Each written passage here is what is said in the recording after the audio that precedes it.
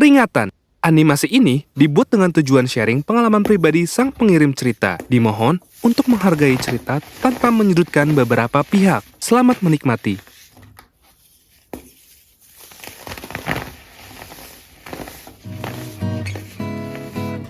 Halo, kenalin nama gue Wulan. Kali ini gue mau cerita pengalaman horor yang gue alami. Ini cerita gue waktu gue masih SMK. FYI, gue tuh SMK Kesehatan di Maluku. Dan pas kelas 3, gue harus ikut magang di sebuah rumah sakit yang ada di Makassar. Jauh ya? Ya jauh lah. Kalau deket kan, aku sama kamu. Yuk, fokus. BTW, di sana gue magang cuma sebulan. Sebentar banget ya. Di rumah sakit itu udah satu gedung sama hotel. Dan daripada jauh-jauh, akhirnya kita nginep di hotel tersebut. Nama hotelnya sebut aja Hotel Bunga. Hotel Bunga itu hotel tua, tapi masih bagus sudut-sudut ruangannya. Ya, kalau mau jepret-jepret estetik mah masih oke lah ya. Asal tau angle aja. Tapi ya, tetep sih, ini tuh hotel tua. Jadi, agak serem gitu suasananya. Gue dan temen-temen gue dapet kamar di lantai 3. Jadi, kita satu kelas ada di lantai yang sama semua. 3 minggu awal sih aman-aman aja. Tidur nyenyak, nyaman. Ya, pokoknya nggak ada kejadian apa-apa deh. Semuanya aman terkendali. Tepat 1 minggu terakhir gue di sini, tiba-tiba pihak hotel minta kita pindah ke lantai 1 karena mau ada tamu penting yang mau isi di lantai 3. Nah, di sini gue agak mulai janggal nih. Kok bisa-bisanya kita satu kelas dipindahkan ke kamar yang ada di lantai 1? Tamunya emang sebanyak apa, woy? Ini tamu apa rombongan kondangan? Sampai mau pakai semua kamar di lantai 3. Tapi ya, gue nggak ambil pusing sih. Karena setelah pindah kamar, ternyata gue dapat kamar tipe President Suite. Gile, gede banget woy ini kamar. Kan jadi enak ya gue. Rezeki anak soleha emang gak kemana. Singkat cerita, kita pindah ke lantai 1. Hari pertama pindah ada temen gue namanya Melda. Dia itu kayak anak indigo gitu. Terus di kamar kita, dia tuh ngeliat ada cewek yang habis dibunuh gitu. Iya, persis di kamar yang sekarang lagi kita tempatin ini. Anjir, gue kan jadi merinding ya. Melda ceritain ini semua sambil ketakutan. Tapi temen-temen gue pada nggak percaya. Ya disangka cuma mau nakut-nakutin aja. Bahkan ada yang nuduh Melda tuh caper. Jujur, gue di sini sebagai orang yang netral. Di sisi lain, gue percaya sama hal-hal goib. Tapi, gue juga gak pengen tahu lebih lanjut.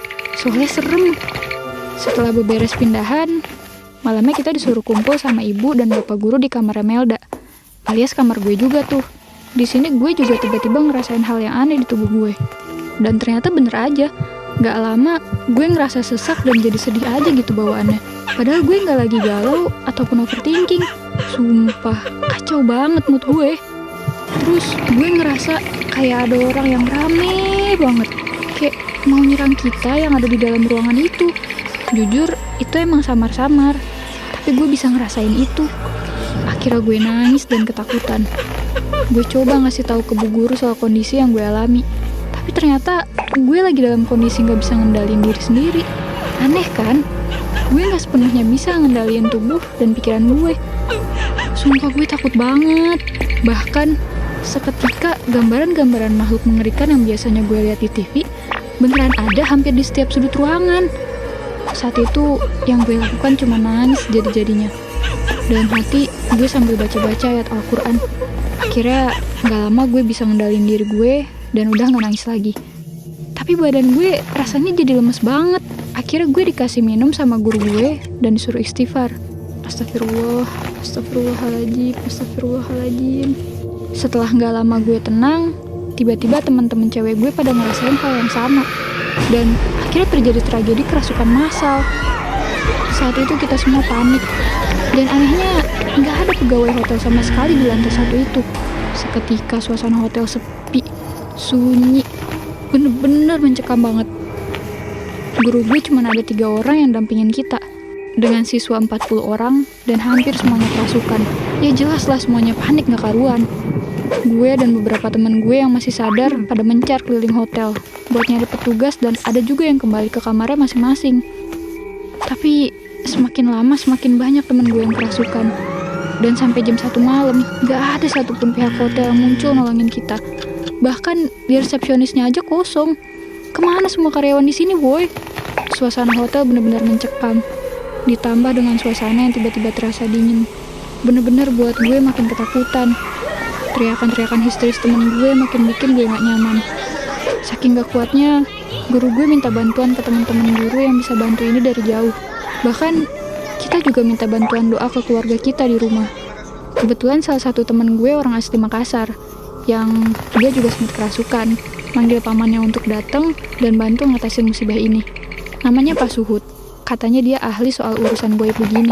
Gak lama Pak Suhud datang, lalu mulai melakukan ritual. Komat kamit baca mantra yang gue juga gak tahu apa yang dia lakuin. Pak Suhud bilang kalau pihak hotel yang kita tempatin ini sedang punya janji dengan makhluk gaib. Dan kebetulan, kami adalah satu-satunya penghuni terakhir yang menginap di hotel ini. Mereka memiliki janji berupa tumbal 1 ekor sapi, atau setara dengan 2 manusia. Tapi kebetulan pihak hotel mengingkari janjinya. Dan makhluk gaib ini marah, sehingga ingin mengambil nyawa 2 manusia. Jir, aja gile nih. Untungnya Pak Suhud cepat tanggap. Dan akhirnya Pak Suhud meminta orang rumahnya untuk memotong seekor sapi sebagai ganti.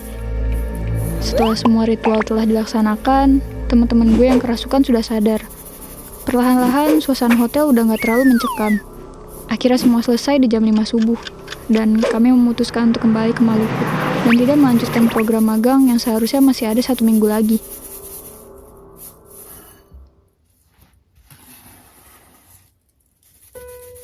Gue sekarang udah lulus sekolah, dan cerita ini benar-benar bikin gue trauma buat nginep di hotel. Bahkan, gue cerita ini ke kalian aja masih merinding ketakutan. Pesan gue sih cuma satu, dimanapun kalian berada, apalagi di tempat baru, jangan lupa berdoa, karena hanya dengan rahmat dan pertolongan Tuhanlah kita bisa diselamatkan dari mara bahaya maupun hal goib. Jujur, gue kecewa sama pihak hotel yang tidak bertanggung jawab, apalagi terbuka dengan hal ini. Semoga cerita ini bisa bikin kalian lebih hati-hati ya guys. Jangan lupa doa kalau menginap di tempat yang baru. Sekian pengalaman horor gue. Kalau kalian punya cerita yang menarik, langsung aja kirim ke email guepunyacerita.id@gmail.com. Jangan lupa like, share, komen, dan subscribe channel Gue Punya Cerita. Bye!